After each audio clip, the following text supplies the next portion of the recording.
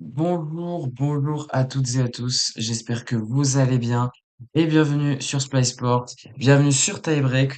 Aujourd'hui, on se retrouve du coup pour le quatrième, non, le troisième, en plus j'ai de la merde, le troisième épisode de Tiebreak de cette saison 2026 de tennis. Aujourd'hui, je suis accompagné de Mathéo. Comment ça va? Mais ça va super. Toujours un plaisir d'être là pour un tie-break. Très content. Et aussi avec Nathan. Comment ça va, Nathan? Ça va bien, il y a deux ATP 500 cette semaine, donc c'est parfait. Et oui, effectivement, tu fais bien de le dire, 2 ATP 500 et il y a pas que ça, on va en reparler bien évidemment. Si les cams veulent bien arrêter de bugger, voilà, c'est parfait. Hop là, le sommaire du coup, je vais vous le montrer juste ici. Alors comme vous avez pu le voir, il n'y a pas eu de tie-break la semaine dernière. Du coup, il y aura pas de débrief. On parlera jamais de cet Open d'Australie, c'est un peu triste, mais on n'y reviendra pas. Donc voilà, mais on va parler du coup cette semaine de Montpellier qui vient de se finir il y a quelques minutes avec la victoire de Auger Aliassime en finale contre Adrian Manarino en 2-7. Ensuite, on reviendra sur les les deux ATP 500 et l'ATP 250 de la semaine prochaine. Il y aura trois tournois différents, donc on aura pas mal de choses à dire. Ensuite, on parlera bien évidemment la traditionnelle chronique, vous vous en doutez, des Français. Et on finira par le quiz. J'ai préparé un truc qui, je pense, va vous faire péter les plombs. En tout cas, c'est une dureté assez sympathique. Donc, on verra si vous y arrivez. En tout cas, revenons sur cet ATP de Montpellier. Franchement, sans déconner, le titre, je l'ai fait avant la finale, même que la finale débute. Je me suis dit, bon, ça devrait le faire. Et je me suis pas trompé. Félix Salazim, trop fort, c'est le titre que j'ai mis. Mathéo, est-ce que Félix Salazim était tout simplement au-dessus de tout le monde sur ce tournoi plutôt? Très, très clairement, oui. Quand on regardait le tableau du tournoi, honnêtement, je voyais pas une personne qui pouvait aller le titiller. Même dans les têtes de série, je voyais personne qui pouvait le titiller. Pour moi, c'est une normalité qu'il aille chercher le tournoi.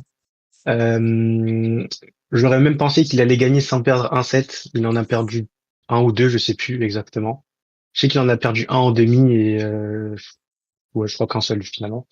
Donc ouais, trop fort, mais par rapport à ceux qui étaient dans le tournoi, après je pense que il y avait pas non plus de grands noms parce que bah il y a les deux ATP 500 la semaine prochaine, qu'il y avait l'Open d'Australie où fait OG Alassine n'a rien fait du tout hein, puisqu'il a abandonné au premier tour. Donc c'était le seul vraiment la seule vraiment grosse tête de série à y aller et donc c'est totalement normal qu'il aille gagner Montpellier.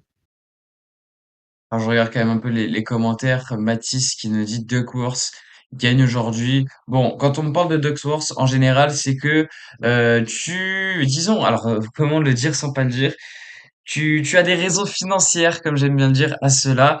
Je suis allé regarder, et du coup, quand même, il joue un Équatorien ou un Colombien, je sais même pas quoi, perdu. Donc oui, oui, il va gagner. Et on a Pierre, bien évidemment, qui est dans le média, qui nous dit, il m'a impressionné toute la semaine, c'est trop fort. Stan Fils, Manarino, c'est pas un parcours donné. Le timing légendaire, live lancé après la cérémonie. Et oui, bah, c'était fait exprès, bien Mm. évidemment. C'est pas du tout que j'étais parti publier 30 000 trucs pour Sky Sport. Pas du tout, vraiment pas du tout.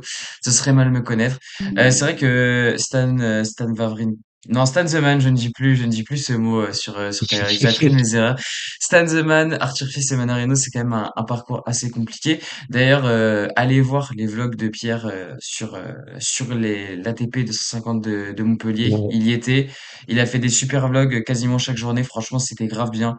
Il y en a certains, je sais pas s'ils y sont tous, je sais qu'il y en a certains sur le compte de Splice. Franchement, c'est du travail de qualité, donc un grand merci à lui. Et de toute façon, vous reverrez Pierre de sûr sur le prochain tie-break. Après, peut-être qu'il va faire d'autres émissions, j'en sais rien. Donc voilà.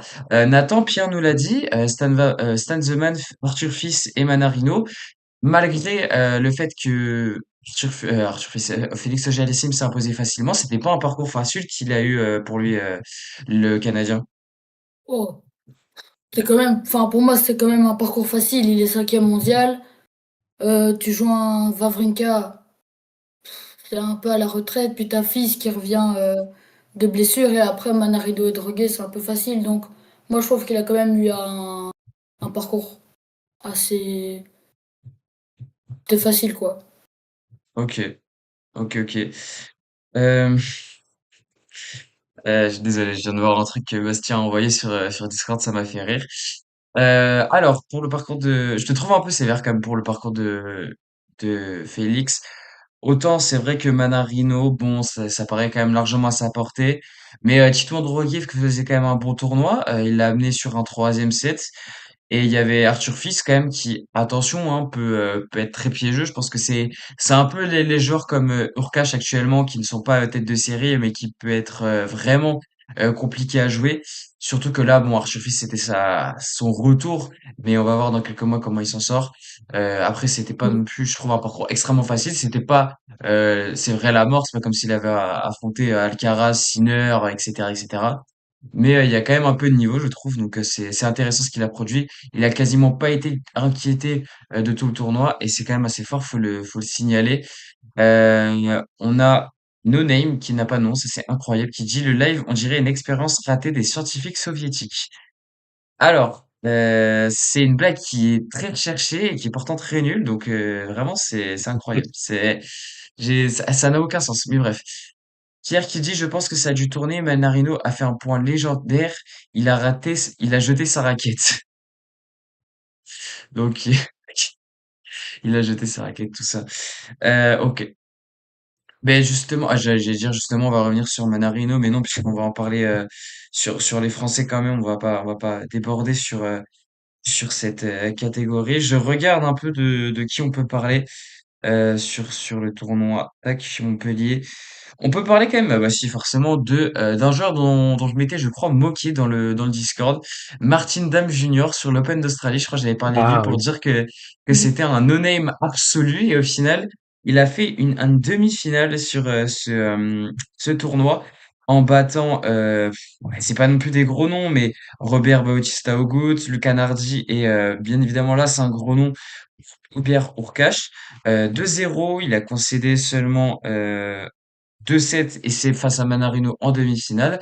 Nathan, est-ce qu'on est là face à une pépite, en tout cas une future pépite du tournoi du circuit ATP?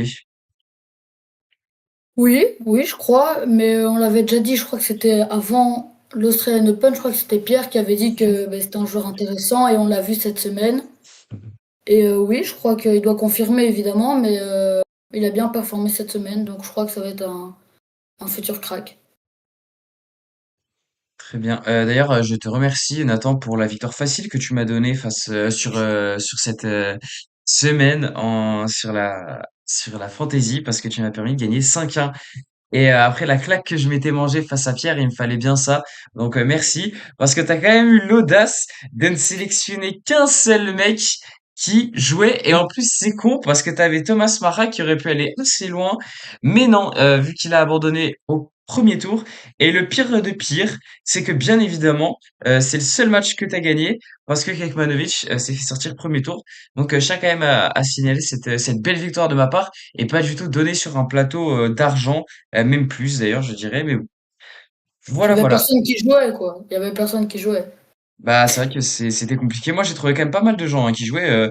Franchement, j'en ai eu 6, 7, non 5 qui jouaient.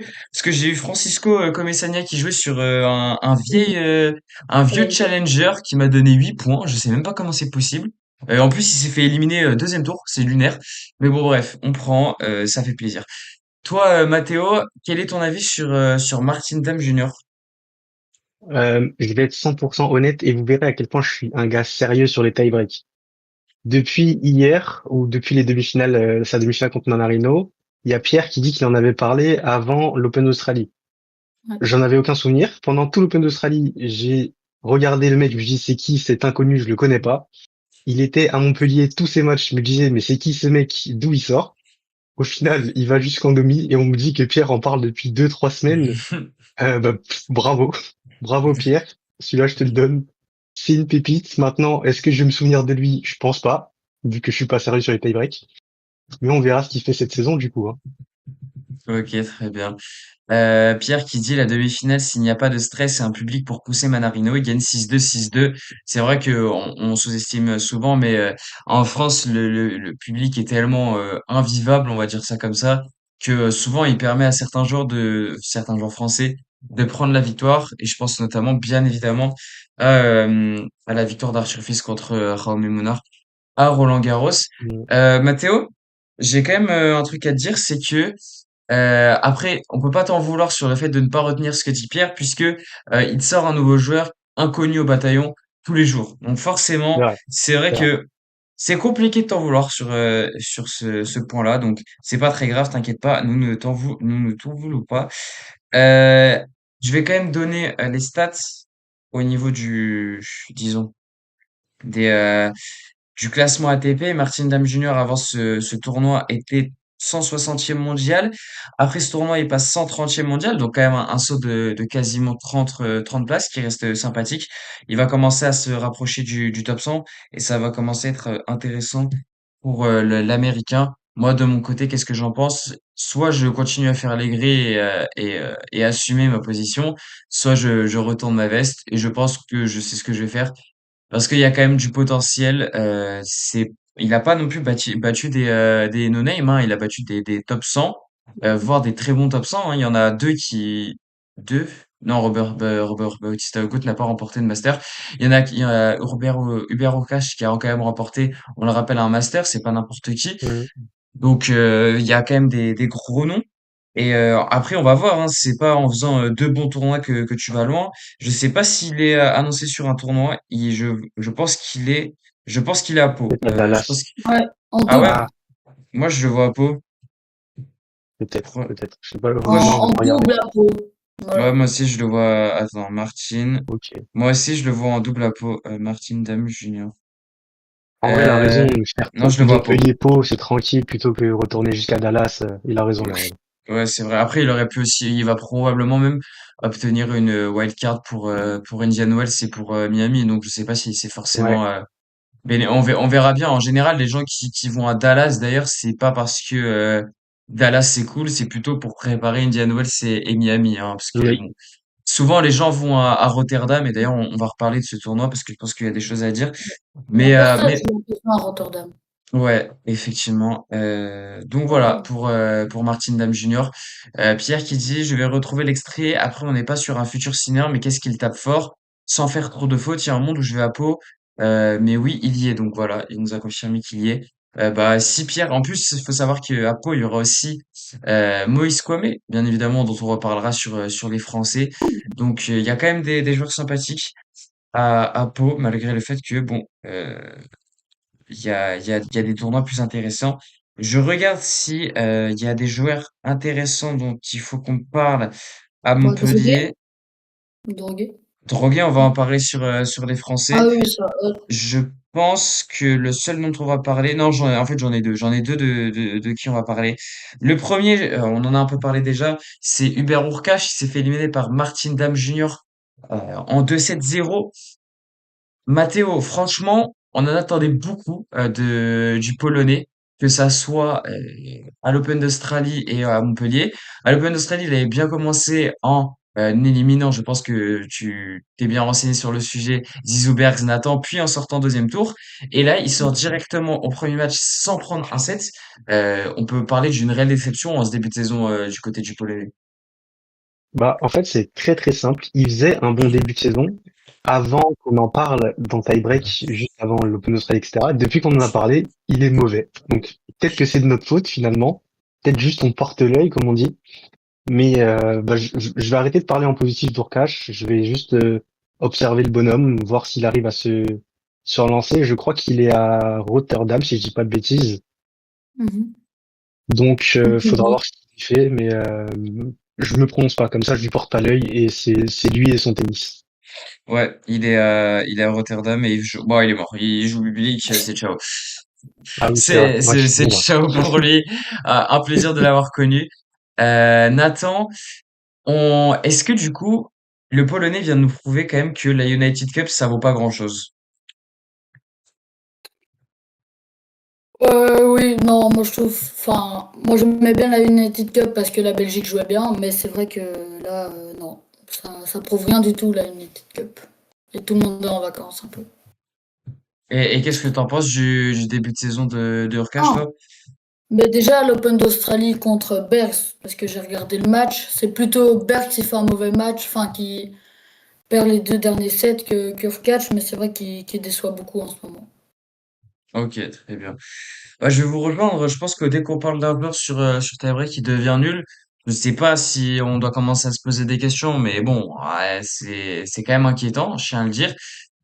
Je me souviens même plus contre qui il était sorti. Je crois que c'était un no-name en plus, Hurkacz contre à l'Open d'Australie. Je regarde ça. Queen, C'était c'est Queen. Queen. Bon, il s'était pris 3-0 avec tout le respect, Ethan Quinn. Ouais. Bon, et bien établi. On va pas se mentir qu'il est bien établi sur le classement ATP. Mais normalement, pour un Hurkacz, c'est facile, quoi. Simplement, hein. J'ai pas aller plus loin. Donc c'est clairement décevant, je trouve personnellement, du côté d'Urkash. Après, on le sait, hein, ce genre de joueurs, ils ont besoin de confiance et surtout de jouer beaucoup de tournois. On sait qu'il s'est beaucoup blessé. Ces dernières années ont été très compliquées pour lui. Donc on va attendre. Surtout que là, en plus, on va quand même rentrer sur bientôt dans quoi, dans un mois et demi, on va tomber sur une surface qui lui plaît pas trop, c'est-à-dire la terre battue. C'est plutôt un joueur qui a un gros service et qui joue rapidement, ce qui ne favorise pas ce genre de joueur. Donc on va voir ce qu'il peut faire sur les deux Masters qui restent et bien évidemment sur les deux trois tournois avant et oui avant parce qu'après il y en aura plus, mais parce qu'il reste quand même Dubaï et Qatar aussi, faut pas l'oublier. Donc il aura quoi, cinq tournois pour vraiment nous montrer quelque chose et puis on verra.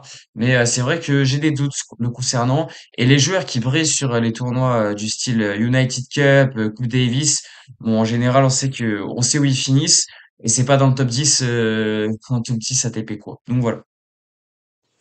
Et en parlant de top 10 ATP, lui qui en était proche à un moment, semble s'en éloigner de plus en plus après ses mauvaises performances. Et d'ailleurs, j'ai eu la bonne idée de le sélectionner dans ma dans ma fantaisie et le mettre en deuxième joueur que j'ai, c'est-à-dire le deuxième meilleur joueur, c'est Flavio Cobolli qui, après être sorti premier tour contre Arthur Ferry à l'Open d'Australie, je crois qu'il avait perdu 3-1, 3-0, 3-0, voilà, 3-0. Arthur Ferry, qui on le rappelle, est top 150, 200 mondial. Flavio Cobolli a perdu contre Luca Nardi en 2-7, 6-2, 6-3, double break sur les deux sets. Qu'est-ce qui lui arrive à l'Italien, Nathan? Manque de confiance, à mon avis, parce que par 3-0 au premier tour de Grand Chelem, c'est vraiment un manque de confiance. Mais j'espère qu'il va le retrouver, quoi. Mais c'est dommage parce que moi j'aime bien ce joueur quand même. Matteo, c'est vrai que Nathan parle de manque de confiance. Est-ce que tu le rejoins? Parce que Cobolli, c'est quand même, on le rappelle, hein, un joueur qui est établi dans le top 20 et qui l'année dernière a fait notamment un quart de finale à Wimbledon. Ouais, mais je vais être méchant et je vais dire que pour le moment, il est juste mauvais. Je sais pas si c'est un problème de confiance ou autre chose, mais il est mauvais. Il va falloir qu'il se réveille au bout d'un moment parce que bah extrêmement décevant. On aurait pu avoir un match intéressant. Je crois qu'il aurait eu affronté Auger Aliassime en demi ou en finale, je sais plus. Ça aurait pu être sympa. Au final, on l'a pas. À l'Open d'Australie, on s'attendait. Enfin, personnellement, je m'attendais à ce qu'il passe au moins un tour déjà. Et le deuxième, je sais plus qui l'aurait affronté, mais il aurait pu le passer aussi. C'est mauvais, c'est décevant. On va falloir vous réveiller, Monsieur Koboli. Ben, je vais te rejoindre. Je me tire même plus loin, c'est que j'ai regardé, je me disais, putain, Cobolli, il me semble que ça fait longtemps qu'il a pas fait une bonne perf. Et je peux le confirmer parce que sa dernière grosse perf, bah justement, c'est Wimbledon. Et quand on est en février et que Wimbledon, c'est en juillet, tu commences à te dire qu'il y a des problèmes et que le problème, c'est peut-être le joueur en lui-même. On rappelle que il y a quand même eu des tournois sympathiques entre-temps, hein. C'est pas des vieux tournois dont il n'est pas intéressant. On a des ATP 500, on a plusieurs Masters. Le mieux qu'il ait fait, c'est en Grand Chelem à New York, bien évidemment pour l'US Open, où il a été sorti en 16e de finale, ce qui équivaut, je crois, au troisième tour. Ouais, c'est ça. Sinon, il n'a pas passé deux matchs. Il n'a pas passé deux matchs. C'est quand même inquiétant pour lui. Donc là, je pense que il va devoir aller rechercher de la confiance. Il me semble, si je dis pas de bêtises, qu'il doit être, ça paraît logique, du côté de Rotterdam. Non, il est à Dallas. Ok, il est à Mais Dallas. Il est à Dallas. Pour l'instant, il est annoncé qu'en double, mais je crois qu'ils ont pas encore fait les tirages au sort du côté de Dallas. Ouais, mais si, ils l'ont fait ce matin, mais je l'ai vu, Il joue il Ok, contre est- un qualifié. ok, ouais, un Ouais. voilà. qualifié, ça devrait aller pour lui, on verra bien ce qui se passe. Euh, il a clairement fait le choix du coup de privilégier Indian Wells et Miami. On verra pour lui, mais pour l'instant, c'est vrai que la forme ne peut être qu'inquiétante. Je pense quand même que, enfin, on l'a vu, hein, c'est un très bon joueur de tennis. Il est capable de rivaliser avec les meilleurs, si on enlève Sinner et Alcaraz, bien évidemment. Mais il est capable de rivaliser avec les meilleurs. Je me souviens très bien de son match contre Djokovic à Wimbledon où il avait été excellent. Je pensais vraiment qu'il allait le faire. Mais ouais, il y a du potentiel. Il faut juste que voilà, il trouve peut-être sa constance. Et je trouve aussi un peu comme Davidovich Fokina que ça peut être un mec tourmenté. Des fois, j'ai l'impression qu'il pète les plombs pour rien. Donc attention, peut-être qu'il est fragile mentalement. Bon, on verra bien. Pierre qui nous dit Urkaj et Mpetshi sont tellement sortis tôt que j'ai même pas pu les voir. Et pourtant, j'ai l'impression que ça fait une semaine que tu es en train de nous faire des TikTok. Donc c'est quand même assez fort. Après, Mpetty, est-ce qu'il avait vraiment envie de voir Mpetty? Je suis pas sûr. Personne n'a envie de voir Mpetshi. Bah, en même temps, Voilà. vu comment ça s'est fini, c'est peut-être un peu marrant de le voir en ce moment, Mpetshi, Oui, pour être j'avoue. 100% honnête. Voilà. J'avoue. Pierre, il nous dit également, qu'est-ce que je l'aime pas ce mec en parlant de Koboli. Ok. Il dit, attends, je suis dans le tram, le mec d'à côté regarde mon TikTok. C'est un sacré hasard. Ça, c'est un sacré hasard. J'ai raté le premier tour, il y a eu de la casse. Après, pour la vanne, j'aurais aimé le voir. Après, t'es quand même sévère. Pour la vanne, ça reste un top joueur du top, ça reste un joueur du top 100, Pierre, Mpetshi, un peu de respect quand même. Enfin bref, on va parler de l'ATP de Dallas, de l'ATP de Buenos Aires, de l'ATP de Rotterdam. Comme j'y mets, ça y va de partout, sur trois continents différents, Amérique du Sud, Amérique du Nord et Europe. Eh bien, écoutez, je pense que nous allons commencer par le moins hypant, sans le spoil, hein, ce sera bien évidemment l'ATP de Buenos Aires, où souvent il y a que les joueurs sud-américains, hein, très très clairement.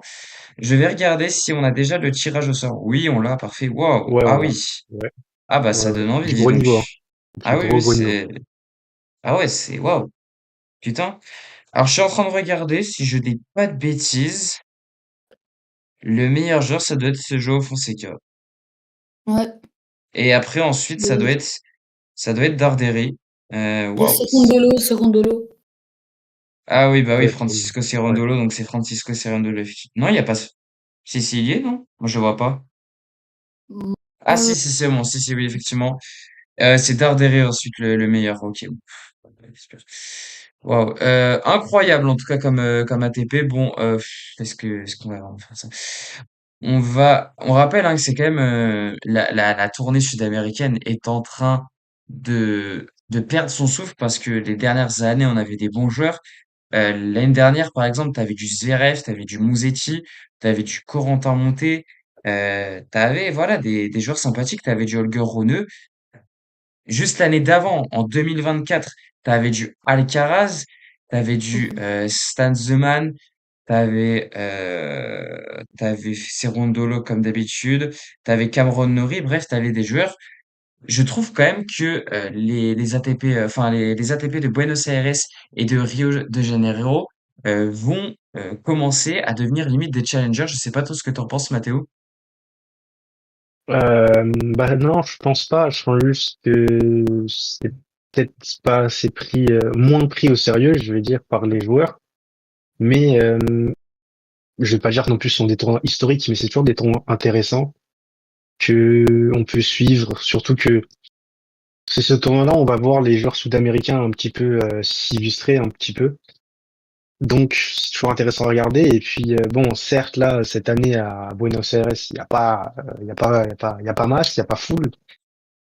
Mais ça peut toujours être intéressant. Il peut y avoir toujours une petite surprise, un petit Sud-Américain plein d'énergie et de fougue qui va chercher un truc et qui justement après peut continuer à montrer peut-être à Roland Garros ou sur des trucs comme ça que qu'il est là et que on le retienne un an puis après il retombe et puis il y a un autre qui prend sa place quoi. Ouais, ouais, c'est vrai.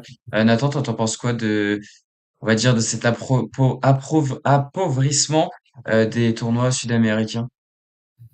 mais là, je crois que l'ATP 250, c'est parce qu'il y a deux 500. Et du coup, ben, enfin, tu préfères aller à des 500 que des ATP 250. Mais après, moi, une finale Cerundolo Fonseca, ça peut être intéressant. Très intéressant. Hmm. S'il y a une finale Fonseca Cerundolo. Ouais, c'est vrai que ça peut être une finale très intéressante. On se souvient l'année dernière que c'était Joao Fonseca qui l'avait remporté. C'était notamment grâce à ce tournoi qu'on avait commencé à beaucoup parler et qui s'était fait connaître le Brésilien. Parce qu'avant, les fans de tennis, bien évidemment, le connaissaient, ceux qui regardaient, mais il n'était pas du tout connu du grand public. Et après, c'est devenu une star mondiale, limite plus que des top 20. Et c'était quand même assez fou, l'engouement qu'il y avait autour de lui.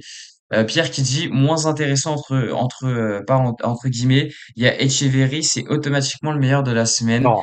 Pierre, nous connaissons ton amour pour, comment dire, pour ce joueur, mais de là à dire qu'il est le meilleur, je pense que tu te fourvoies, si je puis me permettre. Mathéo, Nathan, je vous propose de commencer bien évidemment notre traditionnelle rubrique preview et prono. Les mêmes choses que d'habitude. Le flop, la surprise et le vainqueur. Nathan, je te laisse commencer. J'ai fait le mélange des deux, c'est incroyable. Ben, moi, je crois que on commence par le gagnant, ça va être Cerundolo. Et Ok. je vois flop Fonseca.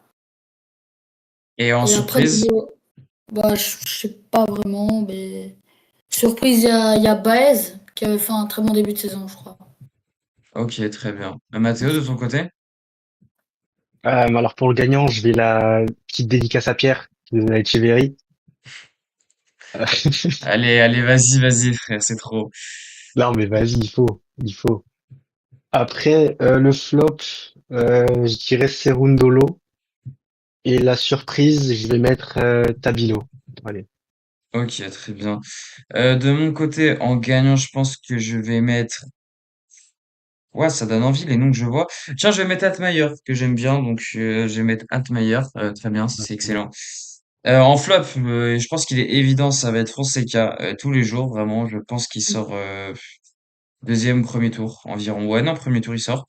Et enfin, en surprise, je pense que je vais mettre Baez parce que le truc c'est qu'il performe que lors des tournois en Sud-Amérique, en Amérique du Sud, donc c'est pour ça que pour moi, ce sera lui.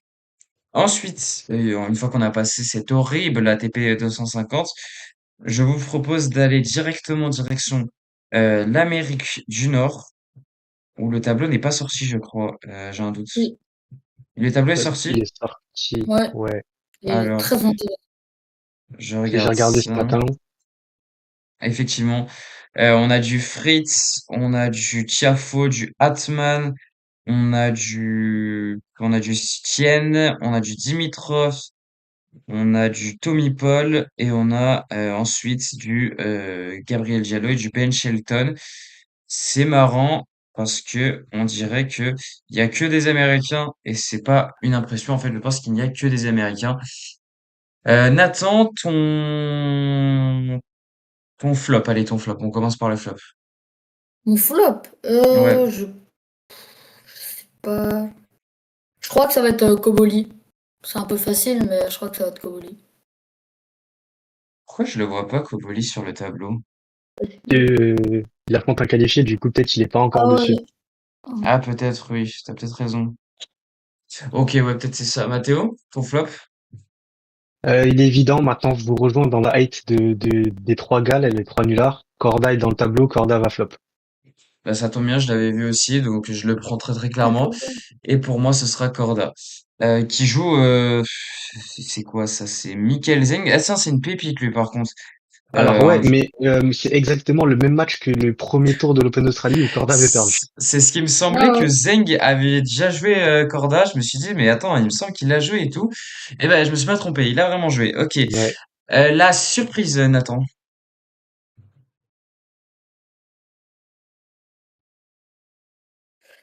Tienne. Enfin, ça, j'ai un peu. Oh, tiens, tu pars pas, tu prends pas trop de risques, Ouais. si je puis me permettre. Mathéo? Bah, c'est super drôle parce que si je dis pas de conneries, Chen il affronte Silic et bah Silic c'est ma surprise. Ouais, c'est ça, effectivement. Si je sors à ta surprise, ok, très bien. Pour moi, attendez, parce qu'il y a un joueur qui m'intéressait. Il joue qui après? Ah non, ça va être trop compliqué. Moi, je vais partir sur du. En fait, si je vais quand même le prendre parce que du coup, il fera un quart, ce sera déjà très bien. Terrence Atman qui devrait aller au moins minimum en quart, vu qu'il affronte le Nulos Tiafo et ensuite ce sera du Zeng, donc je pense que ça devrait le faire. Donc ça fait un quart, c'est quand même sympathique. On prend, je pense ça comme une surprise. Et enfin le vainqueur de ton côté, Nathan. Lane Ortienne. Ok, bah du coup tu l'as déjà mis sur ta surprise et tu le mets en vainqueur? Oh oui, parce qu'il élimine Fritz en demi. C'est une Ok, petite pourquoi surprise. pas. Ok, pourquoi pas, Mathéo? Je vais pas trop mouiller, je vais dire Ben Shelton. Ah, Effectivement, tu te mouilles pas beaucoup. Bah tiens, moi j'ai un autre Américain, là j'ai Tommy Paul. Il me semble que son tableau peut être simple, il aura juste Shelton en quart. Et après ça devrait aller tout seul, on verra bien. Lucas qui dit, c'est quoi le débat? C'est juste des pronos sur les prochains tournois de tennis. Voilà. Bah là on parle de tennis média, on parle du tournoi de Dallas. Et on va d'ailleurs se diriger chez nous en Europe pour parler du tournoi de Rotterdam. Et j'ai une question à vous poser parce que ce tournoi, quand même, Mathéo, je trouve vraiment qu'on dirait un Masters 1000. Ouais, bah, je suis totalement d'accord. J'ai regardé le tableau hier, j'ai vu les matchs, j'ai vu les noms, j'étais trop content. C'est pour ça que j'avais un petit peu de hype pour Dallas et au final j'étais déçu. Mais c'est parce qu'en fait, Rotterdam nous a montré un vrai tableau, un vrai tournoi. En fait, ça donne vraiment envie. Hop là. Désolé, j'étais en train d'allumer la lumière. Nathan, tu penses que... toi, t'en penses quoi de ce tournoi de Rotterdam? oh, moi aussi, je suis hypé. Déjà, j'aime bien la salle Rotterdam. J'aime bien vraiment la salle. Je trouve qu'elle est très belle. Et après, voilà, c'est un peu le retour de tennis après l'Australian Open. Et donc, ça va être chouette. Effectivement, tu fais bien d'en parler. Le terrain, je l'adore. Et surtout, Rotterdam, franchement, je trouve que ils ont les infrastructures pour faire un 1000, hein. Je suis désolé pour moi. Un Mhm. 1000 en intérieur, on en a qu'un, c'est bien évidemment Paris. Un deuxième, je cracherai pas dessus. Ça arrivera jamais, bien évidemment, ça on le sait. Mais franchement, ça me choquerait pas. Ils ont le casting et le potentiel et les infrastructures pour moi pour faire un 1000. Et donc, c'est pour ça que je kiffe de fou ce tournoi. Et l'année dernière, encore une fois, il y avait encore des très gros noms, hein. Je vais vous redonner certains noms, mais tu avais du Runeux, du Alcaraz, du Roublev, du Absolument. Hurkacz, du Lehečka, du Arthur Fils, du Mensik, du Deminor, du Tsitsipas, du Medvedev. Enfin bref, chaque année, ce tournoi est vraiment privilégié, alors qu'on pourrait croire que les gens iraient directement aux États-Unis. Au final, Ouais, je crois. Ouais, si, ouais, ça marche sur. ah oui, ça a terminé le stream. Oh putain, ça va être trop chiant. Oh non, ça va me faire chier pour la rediff. Ça va être super chiant pour la rediff. Putain. Ah, s'il fait deux streams, j'ai pété les plombs. Est-ce qu'il fait deux streams ou pas? Je regarde juste, hein, parce que pour le débrief, ça va être, enfin, pour la rediff, ça va être ultra chiant sur YouTube sinon. C'est bien, je clique sur Splay Sports, ça me met RMC Sports, ce qui est vraiment ressemblant, c'est vrai. Ouais, ça me l'a mis en deux. Bon, c'est pas grave, je ferai deux parties. Bon, ça va être long. C'est pas très grave. Ok, revenons sur Rotterdam. On va pouvoir faire du coup le traditionnel flop, surprise et gagnant. Nathan, quel est ton flop? Medvedev. Medvedev qui jouera contre Hugo Humbert au premier tour. Mathéo, tu pars sur qui, toi? Je vais te laisser, si tu sais, pour le flop, je vais pas te le prendre. Ah, merci, c'est Et gentil. je, et je vais dire Olivier Aliassime parce que bah non, je suis fou parce qu'ils s'affrontent. Euh, oh là là. Bah je vais dire Hugo Humbert. Allez, je lui tire dessus gratuitement. Ok, Hugo Humbert. Et bien de mon côté, je vais donner Popirine. Je pense que je n'ai pas besoin de faire d'explication. Mais il va gentiment GRT au premier tour, surtout qu'il joue Auger Aliassime. À voir s'il déclare pas forfait, cela dit. C'est possible, ça me choquerait pas. On verra bien. Nathan, ta surprise. Greg Sport. Ok. Mathéo, Bah j'ai exactement la même Grexpo aussi. Grex pour. Je regarde son tableau. Il joue un Quentin petit. Nice, bah, je vais vous rejoindre parce que son tableau est extrêmement simple, si je puis me permettre. Il aura M. Petit Péricard, Alice. probablement Auger Aliassime, mais le frérot a déjà joué une semaine entière, on sait même pas s'il va Mm. jouer, donc va être fatigué. Et ensuite, du coup, ce sera Bublik. Donc au pire, même il fait une demi-finale, ce sera déjà très bien. Donc Greg surtout qu'il est à domicile. Et on connaît ce que ça fait d'être à domicile. Donc Greg pour moi aussi. Et enfin, votre vainqueur, qui est-ce que vous mettez? Moi, je vais mettre demi-nord. C'est simple.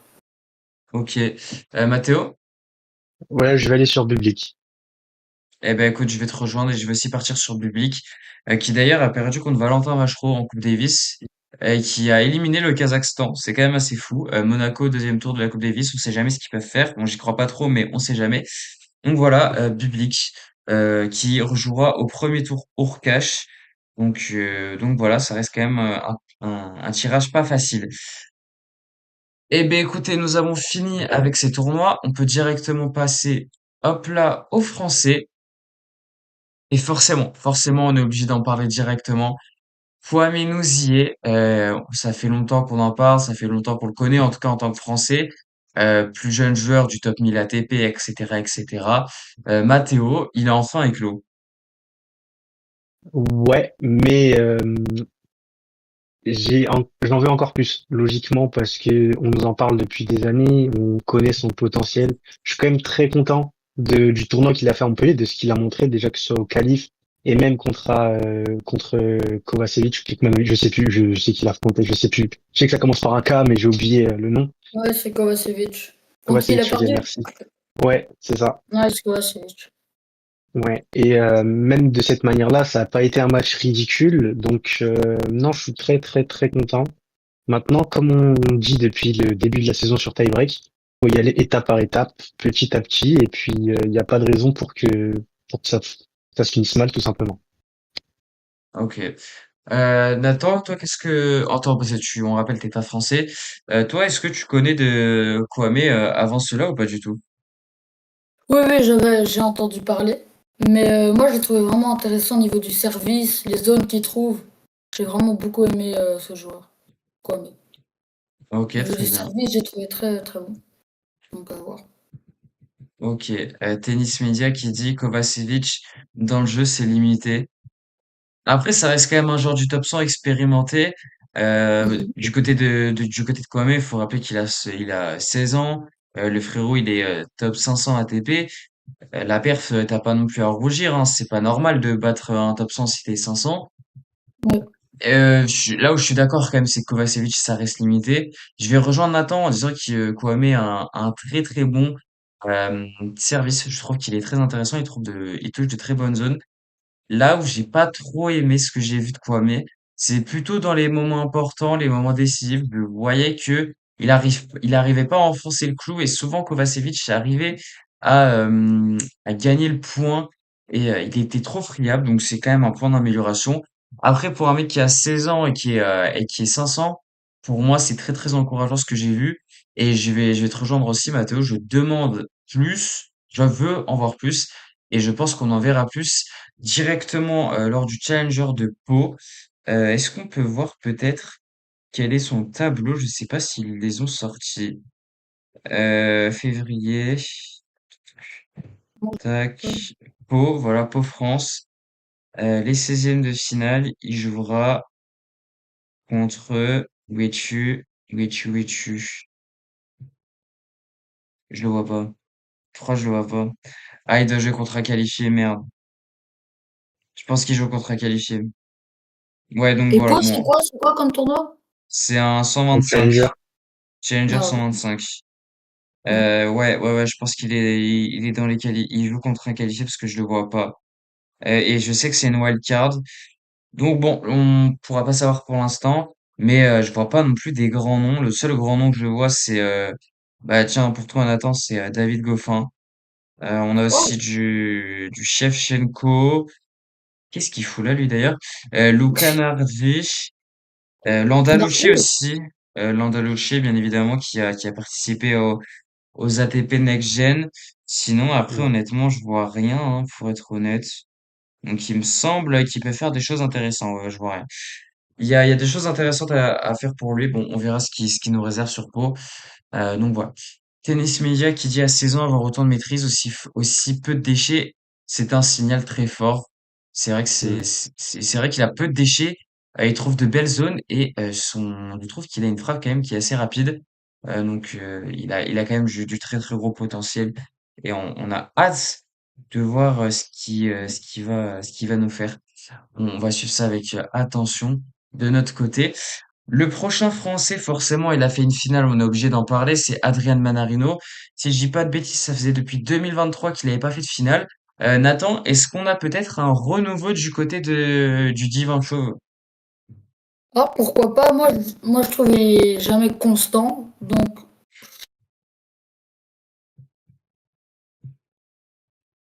Everton, donc faudra voir. Ok.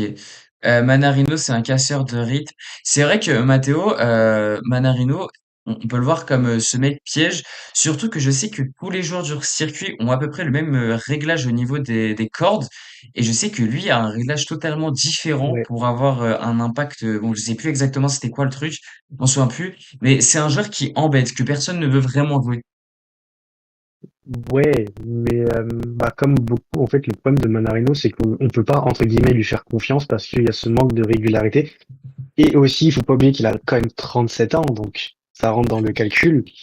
Et honnêtement, moi, Manarino, sur ce tournoi de Montpellier, je l'attendais pas du tout. Il m'a surpris positivement. Et en fait, à chaque fois, les seuls tournois où j'attends Manarino, c'est quand on est sur gazon, où là, j'aurais un petit peu plus d'attente. Donc, honnêtement, je pense qu'il sort premier tour à Dallas. Mais je vais pas juger. Franchement, il peut sortir quand il veut, c'est pas grave. Moi, j'attends mai, juin plutôt, juin que la saison gazon elle commence et à partir de là, je commencerai sérieusement à juger Manarino. Ouais, faut rappeler que je crois qu'il a fait un troisième tour à Wimbledon l'année dernière. Donc ouais, bien évidemment, il est limite injouable injouable, j'abuse, mais il est très très fort sur gazon. Ouais. Après, comme vous l'avez dit, c'est l'inconstance même, Adrian Manarino. Bon, faut pas forcément prendre quelque chose sur lui d'intéressant, surtout qu'il a 37 ans. On est plus sur la fin, on va pas attendre quelque chose de lui. Malgré tout, il monte quand même à la 52e place au classement ATP, donc ça reste extrêmement intéressant. Là, on va arriver dans quoi? Dans 4 semaines, un mois plus du coup 3 tournois, ça fait dans à peu près 2 mois. On va arriver sur la tournée terre battue. Il va disparaître complètement. On va pas le voir passer un tour, hein. Globalement, c'est l'idée avec lui sur du terre battue. Donc là, on va en profiter pendant quelques semaines. Je pense aussi qu'il va sortir, mais encore une fois, en fait, on est content quand il fait des bonnes perfs et quand il fait des mauvaises perfs, on s'en fout globalement, hein. C'est l'idée avec lui. Le gars est plus proche de la retraite qu'autre chose, donc peu importe. Tennis Media qui dit sur surface rapide, c'est clairement un avantage, mais sur surface lente, c'est autre chose. Bah voilà, comme tu l'as dit, c'est autre Mm. chose. Et on le voit sur la terre battue, son jeu n'est pas adapté, comme tu le dis, à Tennis Media, et il peut aller nulle part, et souvent, il passe pas un tour. Et c'est pas étonnant pour être 100% honnête. Ok, sur Adrien Manarino, il faisait son retour cette semaine après environ 6 mois d'absence. C'est Arthur Fils. Qu'est-ce qu'on en pense de son retour, Mathéo? Satisfaisant, mais après moi, comme je l'avais déjà dit depuis un bon moment, moi, je n'attends pas grand-chose sur l'immédiat d'Arthur Fils. J'attends plutôt de la constance et de le revoir petit à petit, enfin, de le revoir jouer souvent déjà pour commencer. Et après, je sais que s'il joue souvent, petit à petit, ça reviendra. J'ai juste peut-être un petit point négatif, mais c'est même pas sur son jeu, c'est sur. Je pense que vous l'avez vu sur une de ses déclats quand il dit qu'il regarde pas de tennis du tout, etc. Ouais. Je trouve ça un peu dommage. Enfin, pour moi, je vois pas comment tu peux t'estimer être un grand compétiteur sans regarder la compétition, tout simplement. Mais bon, ça c'est Il se pas. fait vachement critiquer hein, à cause de ça. Ouais, c'est vrai. Bah, je suis du genre à défendre les joueurs habituellement. Là, c'est plus compliqué de le défendre honnêtement. Mais si on revient purement à son jeu et aux attentes, moi je continue à rester sur la même position, à me dire que dans l'immédiat, j'attends rien, mais que s'il rejoue régulièrement et qu'il enchaîne les tournois et que ça se passe bien, à partir de là, j'aurai des vraies attentes au niveau du jeu. Ok. C'est vrai que en fait, ne pas regarder de tennis, je trouve que c'est dérangeant dans le sens où un mec lambda qui regarde du tennis peut savoir des choses sur l'adversaire que toi tu ne sais pas Mm. parce que justement tu ne regardes pas. Par exemple, je sais pas moi, il peut pas savoir vraiment pur hasard l'année dernière. Tu regardes du tennis, tu sais que la faiblesse ultime d'Alcaraz, c'est le fait qu'il soit inconstant au max durant un match. Et toi, si tu regardes pas de tennis, bah tu le sais pas. Donc si tu te prends une rafale pendant 6 jeux, tu peux dire que ça va jamais se finir et tu t'abandonnes complètement alors qu'au final, il t'aurait peut-être donné un set gratuitement et t'aurais pu y croire. Bon, après c'est un truc tout con, mais je trouve quand même que c'est un défaut effectivement. Tu fais bien de le dire, Mathéo. Nathan, toi, tu penses comme Mathéo que c'est un retour satisfaisant ou t'es un peu plus timoré? Oui, non, moi je trouve que c'est un retour satisfaisant et j'ai hâte de le minor à Rotterdam, mais je crois que au fil de la saison, on va le voir progresser. Ouais, ok, bah c'est vrai que tu rejoins un peu la même chose que Mathéo. Pareil, je vais vous rejoindre. Retour satisfaisant, c'est quand même un quart de finale. Alors il s'est fait écraser par Félix Auger-Aliassime, mais c'est même pas lui qui était mauvais, c'est plus Auger-Aliassime qui était injouable. J'ai pas non plus été impressionné par les performances que j'ai vues face aux deux Français qu'il a joué. C'était qui? C'était Hugo Blanchet et Valentin Rouet, si je dis pas n'importe quoi. Mm. C'était pas exceptionnel. Mais après, voilà, c'est un retour sans compétition pendant une demi-année.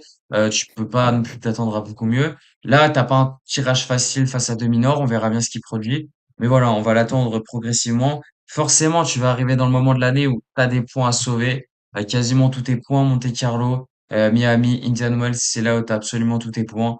On va t'attendre, bien évidemment. Mais je pense que le truc, c'est de pas se mettre la pression. Euh, Tennis Media qui dit Mathéo a raison, fils fonctionne que avec la hype pour l'instant, je suis pas trop d'accord. C'est pas la hype Arthur Fils. Arthur Fils a un autre niveau pour le coup, donc pas trop d'accord avec cela. Surtout qu'aujourd'hui, les joueurs et les joueuses utilisent la data pour connaître leur adversaire. Après, ça reste quand même le rôle d'un coach aussi de donner des indications, bien évidemment, mais je trouve qu'en tant que joueur, ça reste important de toi-même voir des choses que en tant que joueur, tu peux encore plus voir en regardant du tennis que des gens lambda. Mais bien évidemment que je pense que il a des coachs qui leur disent quoi faire, qui leur dit quoi faire. Enfin, j'espère en fait. Au final, enfin, il a un coach, Arthur Fils, je crois, hein, si je dis pas de la merde, hein, Ouais, le normalement. gui- c'est pas Nick Kyrgios quoi. Enfin, un peu de respect au final. Voilà, voilà. Ensuite, je regarde hein, les noms dont on doit parler, bien évidemment. Je les connais pas par cœur, vous vous en doutez. Ah bah si, forcément, il a fait une demi-finale. Lui qui était 150e mondial avant ce tournoi, qui va passer 120e, un gain de 30 places.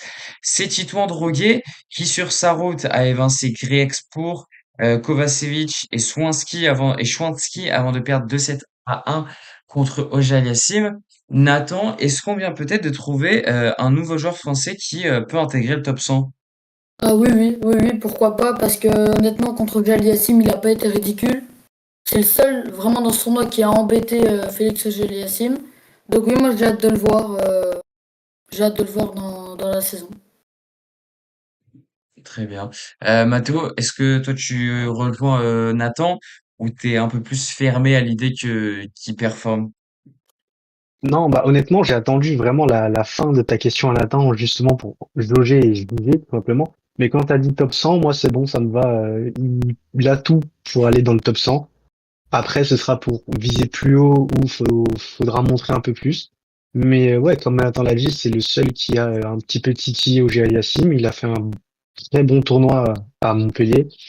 Donc on va voir ce que ça va donner sur la suite et on lui souhaite le meilleur comme pour tous en fait tous les Français on souhaite le meilleur sauf une petite non pardon. Arrête, arrête, arrête, arrête, arrête, arrête. Ok, très bien. Bah pareil, hein, je vais vous rejoindre. Je vais pas faire le mec en disant que Titon Droguet a une carrière de fou devant lui. Je suis allé regarder son âge. Je me suis dit peut-être qu'il a 19 ans ou quoi que ce soit. Je crois qu'il a 24, 26 ans de tête. Mhm. Il a quel âge? Il a 24 ans, voilà. Bon, s'il a pas percé avant, si on n'en avait pas plus avant sur lui, je pense que c'est pas un hasard non plus. Il peut devenir top 100. Après, on le sait, hein, les joueurs comme ça, le truc, c'est la constance. Donc, ou alors, voilà, faut faire une demi-finale, mais pas sur un ATP 250. Faut aller chercher une demi-finale, un peu comme comme Atman l'a fait sur un 1000. Bon, on sait jamais, hein, mais je pense que top 100 pour lui, ce sera déjà très très bien et j'en attends pas plus. Et je vais jamais me hype, je pense, sur ce joueur. Après, s'il me fait mentir, ce sera tant mieux et on prendra bien évidemment. Euh, je vais finir par trois joueurs. On en a encore trois à évoquer. Ensuite, on terminera. Il avait bien performé, enfin en tout cas, il est bien performé. Il avait été sorti au deuxième tour, mais après avoir battu un très gros joueur, bien évidemment la présence de Ijri Leshka, c'est Arthur Gea qui a fait un quart de finale en cette ATP de Montpellier, en battant notamment Mpetshi Pericard et Machak.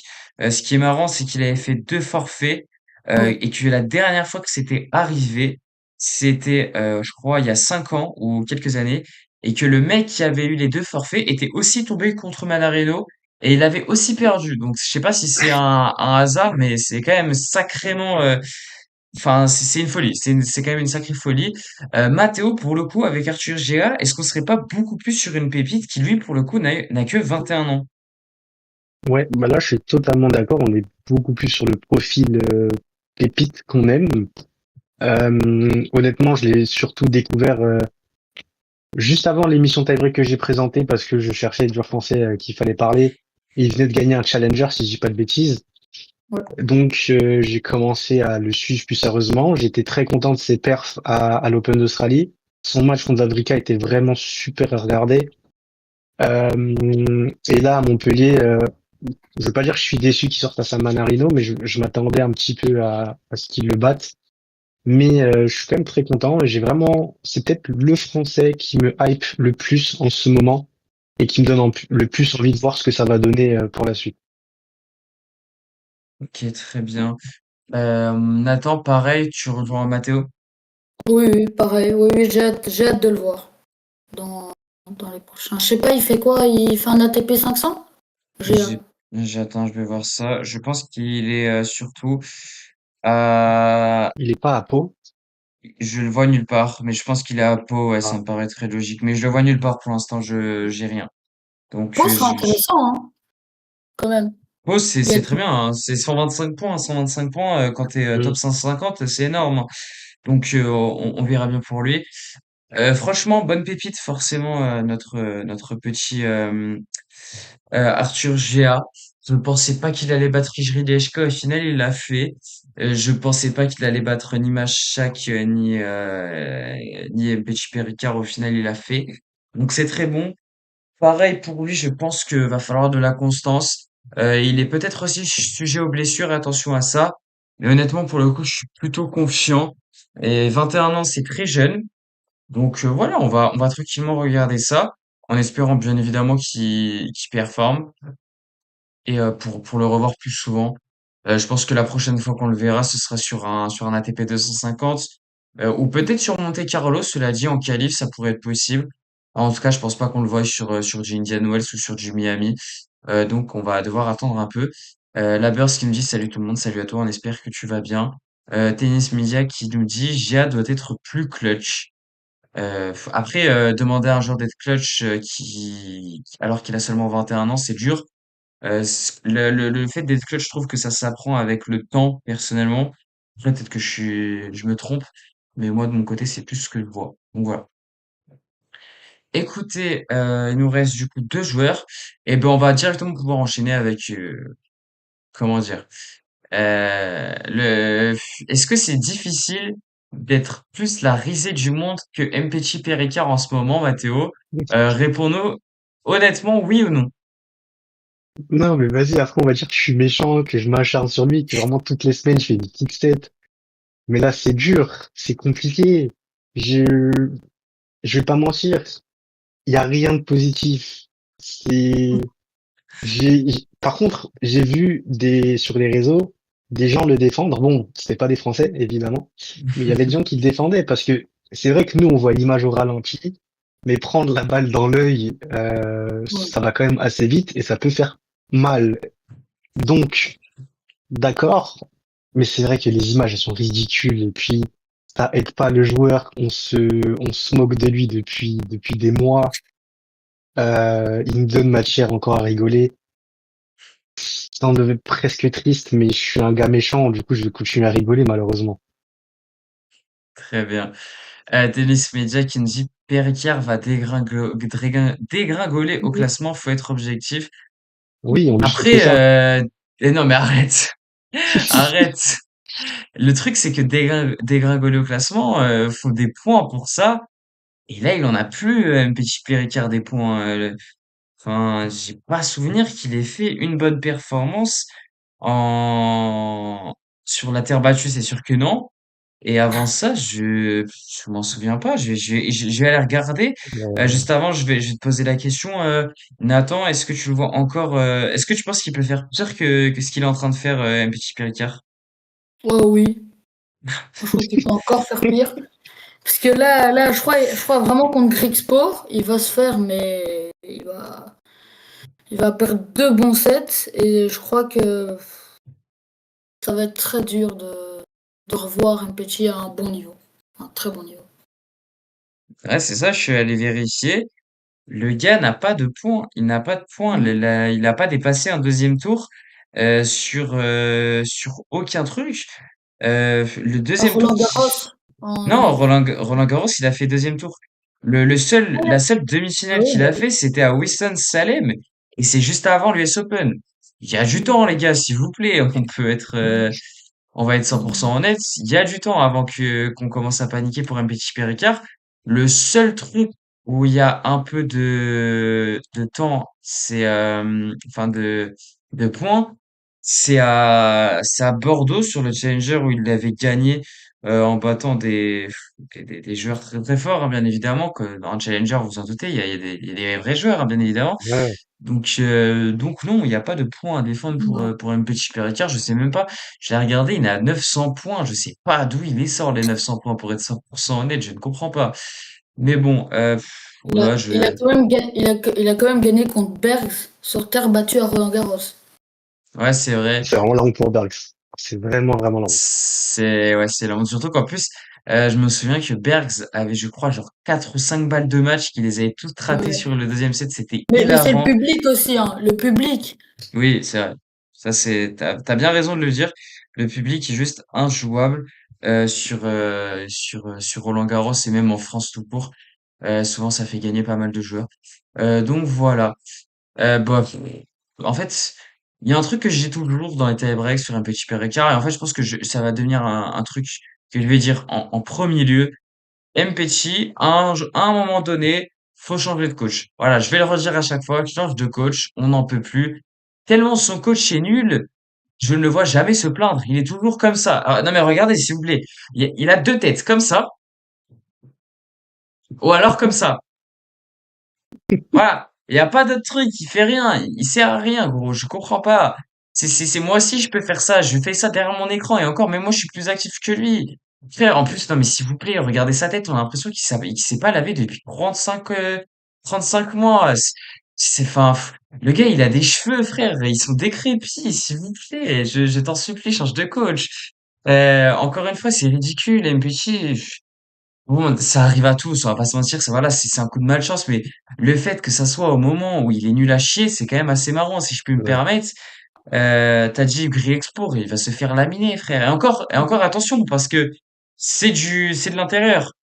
Ouais, On ouais. sait jamais, les gars, on sait jamais. Je vous C'est jure que quoi? si je vois arriver MPC Pericard avec un énorme bandeau dans l'œil en mode pirate, je vais péter les plombs. Non mais je vais péter les plombs, je vous le dis tout de suite, je vais tellement péter de rire, ça va être incroyable.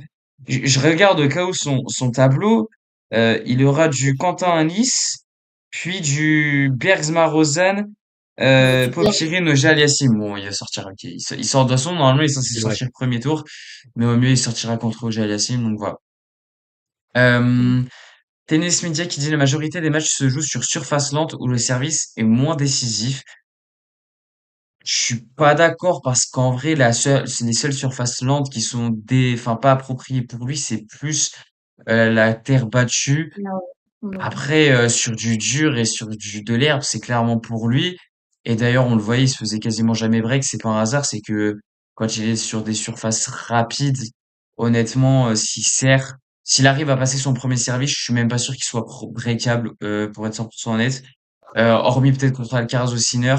Mais sinon, en fait, enfin, il est certainement vite que c'est injouable. Après, que Péricard soit limité, comme tu le dis, ça oui, ça, je pense qu'on est tous d'accord pour le dire. Péricard sur surface lente, tu le mets sous pression à chaque jeu, c'est vrai qu'assuré, ça c'est clair, c'est très Ouais. très clair. D'ailleurs, on l'avait vu hein, face à Bergs, il était, mais je crois, sous menace de break, mais à quasiment chaque jeu. Hein, donc et même face à Zumur, avec tout le respect que j'ai pour le Bosnien, il s'était fait arracher dans tous les sens du terme. Donc bon, alors que le gars, en plus, Ouais, Zemmour était bon hein, oui, Zumur avait été bon, bien sûr, contre mais le gars, Alcaraz. ouais, non mais c'est vrai, mais s'il vous plaît, on parle d'un mec qui, je suis même pas sûr qu'il soit encore top 100 à l'heure actuelle. Et surtout, on avait l'impression qu'il s'était fait les ligaments. Bon, normalement, t'es censé le battre, quoi. Il a perdu contre un mec qui a failli se faire les ligaments, je vais chialer. Bon, passons sur MPC Ricard.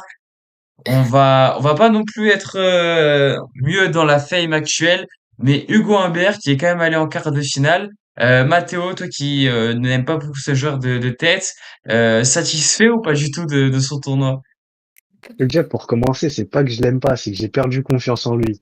La différence, c'est que pendant un moment, enfin, pendant un moment, je l'ai aimé, c'est pas vraiment aimé, mais je le regardais avec enthousiasme, on va dire, et puis maintenant, je le regarde sans rien ressentir. Il a fait quart de finale, je suis content pour lui, mais on s'en souvient que prochain tournoi, je dis qu'il saute au premier tour quand même, donc qu'est-ce que j'ai à attendre d'Hugo Humbert? Moi, je suis désolé, je vais reprendre une expression que j'aime bien, mais Hugo Humbert, pour moi, c'est yaourt nature. Je le regarde, je ressens rien. Il me faut un petit peu de sucre, et Hugo Humbert n'a pas le sucre qu'il me faut. Arrête, tu vas pas me dire que t'as pas vibré lors de la finale à Paris. Tu peux pas me dire ça. Ah, bah, je crois que c'était le moment où je l'apprécie encore un peu, où je regarde avec enthousiasme. Voilà, tu vois, donc C'est vraiment le dernier tournoi où il m'a vraiment impressionné. Ouais, mais c- depuis, enfin, le tournoi, c'était il y a combien de temps aussi? C'était il y ouais, a un an. Ouais, voilà. c'était il y a plus Il y a d'un des an. choses Hein. qui se passent, hein. Ouais, C'était il y a plus d'un il y a an, des les choses qui gars. se passent. Bah ouais. C'était Paris 2024. Donc, Ouais, c'est c'est quand ça. Ouais. même pratiquement un an et demi, hein. Donc, alors, il y a des choses qui sont passées entre temps. Depuis Paris 2024, Hugo Humbert, il y a quoi comme perf vraiment notable? Il y en a pas? Bah, Il y a bah, Bruxelles. il y a Adélaïde d'une finale. Ouais, voilà, il y a Stockholm aussi, je crois, l'année dernière où il Ouais. fait finale. C'est pas assez. Euh, C'est pas Mais si, au niveau des non, mais grands chelems, quand au même, niveau des Matteo, il y grands a chelems, le, il perd souvent au premier tour, hein. oui, ça, c'est sa spécialité, mais il y avait le quatrième tour l'année dernière contre, à l'Open d'Australie, c'est sa seule bonne perf, en vrai. Ouais. Où il était sorti, je crois, contre Fritz en 4, Ouais, mais tu vois, 4-7. même ça date d'il y a un an, tu vois. Même ça, c'était il y a un an. Ah non, mais bien sûr, je suis d'accord avec toi, je suis Tu d'accord vois, avec c'est toi. ça le problème. Je Mais suis complètement d'accord avec toi, bien sûr. il aime pas les grands chelems, hein. Je Non, regarde non, ses résultats. il aime pas les grands chelems. Non, non, cherche pas, il n'y a pas de bonne perf en grand chelem du Gambert. Je crois que la stat, c'est qu'il a participé à 30 grands chelems ou un truc dans le genre, il s'est fait éliminer genre 20 fois au premier tour ou en baie dans le genre. C'est une folie de se dire ça. Nathan, est-ce que toi, tu penses quand même que Humbert peut monter en régime, comme le dit Tennis Media, ou pas du tout? Oui, moi je crois. Déjà contre Medvedev, ça va être intéressant de voir le match. Et moi je crois qu'il peut le faire contre Medvedev. Parce qu'on sait qu'en dur, il est vraiment bon. Enfin, en dur intérieur, il est vraiment bon. Donc j'ai hâte de voir ça, mais je crois qu'il peut monter quand même. À part en grand chelem, du coup. Ok. Il joue avec une blessure à la main l'année dernière. Mais en fait, ça, le problème, c'est que Hugo Humbert, t'as l'impression qu'il joue tout le temps blessé. Donc, à bout d'un moment, c'est soit ne joue pas, soit joue. Mais, ou joue pas blessé plutôt. Mais le truc, c'est qu'il est toujours blessé, Hugo Humbert, et c'est très gênant. Euh, je me souviens, je crois que c'était Pierre qui en avait parlé, mais je crois que c'était à Hambourg, si j'ai pas de la merde. Il criait comment tellement il avait mal face à Shapovalov. Le gars, il mourait de douleur littéralement sur le court. Ça me fatigue. Franchement, ça me fatigue. Le Guimbert sur ce tournoi, bon, ce qui est bien, c'est que on n'a même pas parlé de lui pour sa défaite, mais plutôt pour le fait qu'il ait regardé son téléphone avant de plus gagner un match dans le Oui. tie-break. Et du coup, il y a eu des polémiques en disant qu'il avait reçu des consignes pour tricher, etc. Et tous les parieurs fous ont commencé à péter les plombs. Eh, les gars, vous pensez sérieusement qu'il va recevoir une consigne hyper contre Manarino en quart de finale de l'ATP de Montpellier? Vous êtes sérieux ou quoi, s'il vous plaît, Mais c'est vraiment respect. bizarre, hein. C'est vraiment bizarre quand même, hein. C'est juste un sacré hasard. C'est comme, il a Oui, dû, c'est un hasard. il a Ouais, dû, mais il il a, perd 5 points. Je crois qu'il perd 5 points d'affilée. Ouais, mais il a juste dû recevoir une notif et vu il a pas dû désactiver, tu sais, le son, Ouais. il s'est dit, ah merde, je vais désactiver le son. C'est un peu comme une fois, Monté avait joué Djokovic, et il y avait son téléphone qui a sonné, ça a dû être la même chose. Il s'est dit, tiens, je désactive, j'en profite. Et puis voilà, Tennis Media qui dit, il n'y a pas de polémique pour ceux qui connaissent le tennis. Ils savent que Manarino, c'est sa bête noire. Euh, Ouais, ouais, ouais, c'est alors, vrai. tu mets peut-être le doigt sur quelque chose Après, est-ce d'intéressant. qu'Humbert, on peut vraiment parler de bête noire vu les défaites qu'il a? Je sais pas. Arrête, Je ne sais pas. arrête, arrête, arrête, t'es méchant, t'es méchant. Attends, Hugo Humbert face à Les Manarino. 4 derniers matchs, c'est 3 victoires de Manarino Ouais, effectivement, c'est ce que je suis et en train de une voir. victoire d'Humbert. Et bizarrement, la 7 victoire de Hugo Humbert, c'est de la terre battue. Sacré Ah, hasard. dommage. Ouais. En tout cas, je pense que nous allons pouvoir passer au quiz. Les vainqueurs de Rotterdam. Mais Euh, c'est fini. C'est Oh, mort. mais là, Qu'est-ce que c'est ça euh, encore? Oh là là. non mais arrêtez s'il vous plaît dès le début. Dès le début. Euh, Je mets le mode chat GPT pour me sortir ça et on va pouvoir y aller. Hop là, c'est depuis 2000, je précise. Donc ne venez pas me dire qu'en 1970, tel mec a remporté la TP de Rotterdam, sinon je chiale, sans déconner vraiment. Donc, attends, parce qu'il est en train de me sortir tous les scores et tout, moi je m'en fous, je veux juste les vainqueurs, frérot. Je veux pas les finales, quoi que ce soit.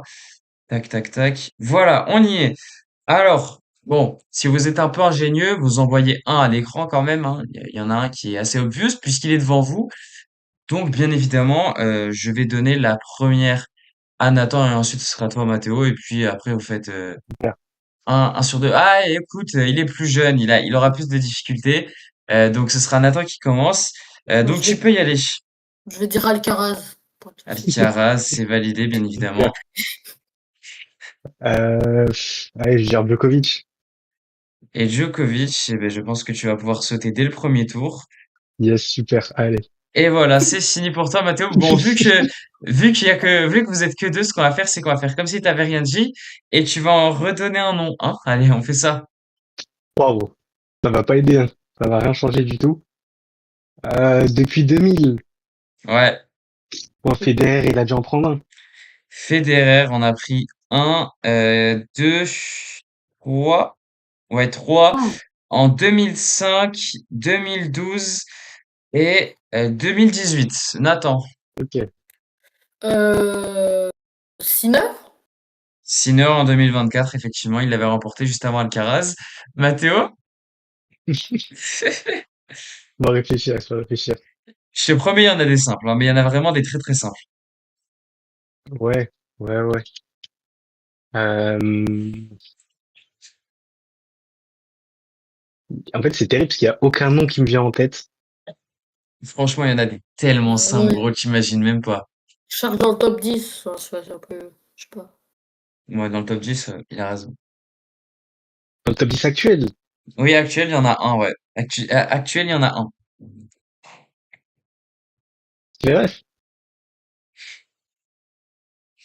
Allez, bon, vas-y, Mathéo, c'est out.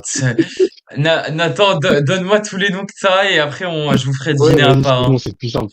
C'est plus simple. Internet dans le top 10. On en a parlé. Est-ce qu'il n'y a pas Ogel Yassim? Effectivement, Je sais qu'il y a eu beaucoup de.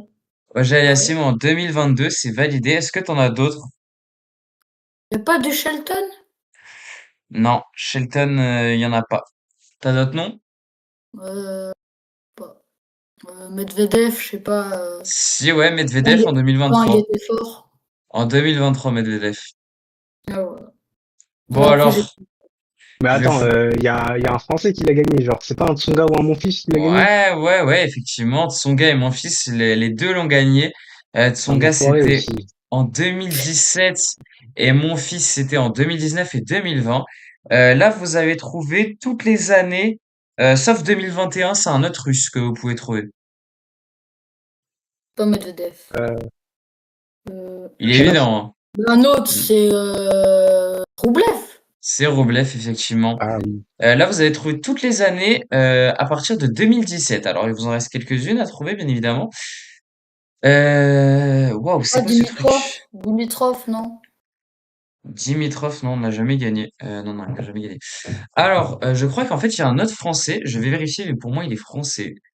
Je viens d'apprendre son existence, pour être 100% honnête. J'ai regardé, il y a Goffin, il est en finale. Possible, mais moi, j'ai que les vainqueurs, donc je peux pas dire. Il y a un Oh là là. Français qui a déjà été, son meilleur classement, c'est cinquième. Il l'a remporté en 2000. Je vais vous donner quelques Bon, tournois qu'il a j'étais pas née. remportés. Il a remporté Monte-Carlo, il a remporté du coup Rotterdam, il a remporté Nottingham, l'Open de Prague et l'Open de Copenhague.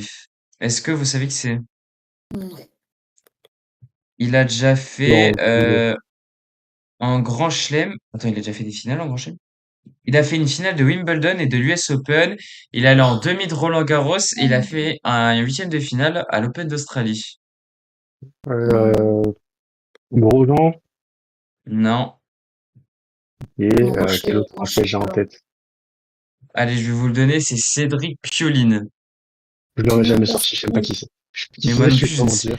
je sais pas, premier degré, il a fait deux finales de Grand Chelem, je ne sais pas qui c'est, je n'ai jamais entendu parler de lui, c'est une folie. Violine, c'est en français? Oui, oui, oui, oui.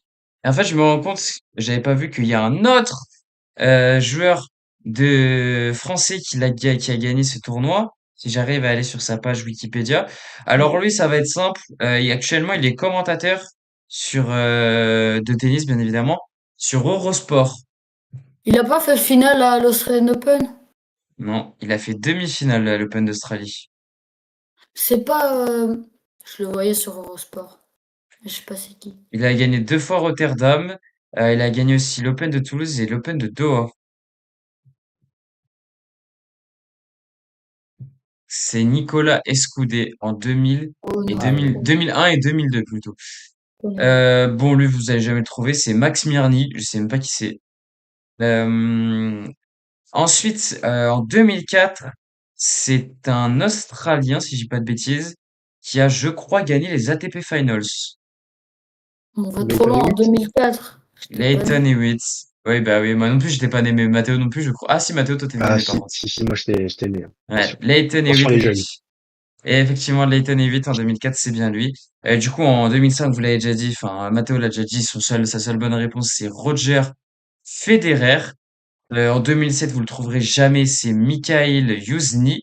Je sais pas qui c'est. Ça a En, été Ouais, toujours mais un 500. Ça a toujours été un 500.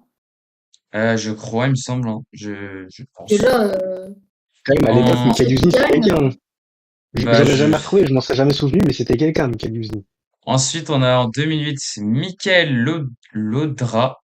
Qui C'est un c'est? Français. C'est un Français. C'est un Français, ça a fait encore un Français, ça fait plaisir. En 2009, il a remporté plusieurs grands chelems, notamment Wimbledon, qui est sa terre natale. Ah, j'ai peut-être. C'est pas Murray, Murray. Andy Murray, effectivement, Ah oui. en 2009. Enfin, en Ensuite, anglais, il y a qui d'autre? Il y a personne. Enfin, oui, si. oui, oui, si, c'est Murray, il y a personne d'autre Ah, en anglais. Il y avait, oh non, en vrai, il y a personne. En 2010 et 2011, c'est un doublé pour lui. Je crois qu'il est suédois, si je dis pas de bêtises. Euh, Soderling. Söderling, effectivement, ouais. Il est bien suédois, j'ai pas dit de la merde. En Ouais. 2012, du coup, c'est Roger Federer. En 2013, il a remporté l'US Open et il est argentin. Del Potro. Effectivement, Del Potro, c'est lui. Tout ce En, moi, je les en- avais, mais je suis pas sûr qu'ils aient gagné Rotterdam. Je me Mais dégoûte. oui, mais en fait, t'avais plein de noms obvious et tu ne les as pas dit, c'est hilarant. Je me dégoûte. En 2014, il est tchèque. Berdych? Berdych, effectivement. ouais. Allez. En Mais j'en connais aucun, moi. 2015, en 2015, alors lui, vous le connaissez, il va prendre sa retraite cette année. Wawrinka? Varvinka, effectivement. Et enfin, en 2016, alors lui, je sais pas si vous allez le trouver avec mes infos, j'en ai pas beaucoup. Donc je vais essayer d'aller voir sur Wikipédia qu'est-ce qu'il a fait. Son meilleur résultat au classement ATP, c'est 24e. Il est slovaque. Sa meilleure performance en Grand Chelem, c'est 8e à l'US Open. Il a remporté Hambourg, Kitzbühel, Rotterdam du coup, Casablanca, Munich et Saint-Pétersbourg. Slovène. Non, ça me dit rien. C'est Martin Klizan. Wow. Donc effectivement, logique que vous ne connaissez pas puisque personne ne le connaît, soyons 100% honnêtes. Il Bon bah joue encore? écoutez, je pense pas. Je ne sais Non, je sais pas. Tu, Mais tu m'en peut-être. poses toi tu m'en poses des questions, dis Non, donc. Ah, il a 36 ans, c'est possible. Ah bah il s'est arrêté l'année dernière. Ah bah comme ça au moins. Ah bah top, top, top. Ah, il a remporté Roland-Garros en junior. Intéressant. en junior. Ah, j'ai eu peur. En junior. Et qu'est-ce qu'il a fait? Attendez, parce que moi j'aime trop regarder ce qu'ils ont fait dans les Masters 1000 en général. Si t'as jamais rien fait dans les Masters 1000, c'est que t'es nul. Ouais. Bah il était nul les gars. La meilleure perche qu'il ait fait en Masters 1000, c'est un deuxième tour. Donc Bah faut c'est quand fort. même. Non, bravo. Bravo, bravo. Même Petit Péricard a fait mieux. Donc c'est quand même à signaler. Et je pense que ce sera le mot de la fin pour finir ce tie-break, à part si vous avez quelque chose à rajouter. Non. Non, pas spécialement. Eh ben écoutez, c'était un petit tie-break du fait qu'il y avait qu'un ATP l'année prochaine. Waouh, tout ça. La Waouh. semaine prochaine, on sera plus. Je sais pas de tête. Je crois qu'on est quatre minimum. Je vais vous dire ça tout de suite. La semaine prochaine, nous serons plus puisque nous serons exactement quatre. Ouais, c'est ça, avec Bastien et Pierre. Et surtout, on aura beaucoup plus de tournois puisqu'on aura les trois bien évidemment à débriefer. Et en preview, on aura le tournoi de Doha, si je dis pas de bêtises, et le tournoi de Rio de Janeiro. C'est exactement ça, je suis trop fort. Et il y aura même Del Rebic. Incroyable, incroyable Del Rebic. Donc voilà, il y aura trois tournois à débriefer, trois tournois à faire une preview, quatre personnes. Donc on vous dit à la semaine prochaine et portez-vous bien. Salut tout le monde. Oh, Salut. salut.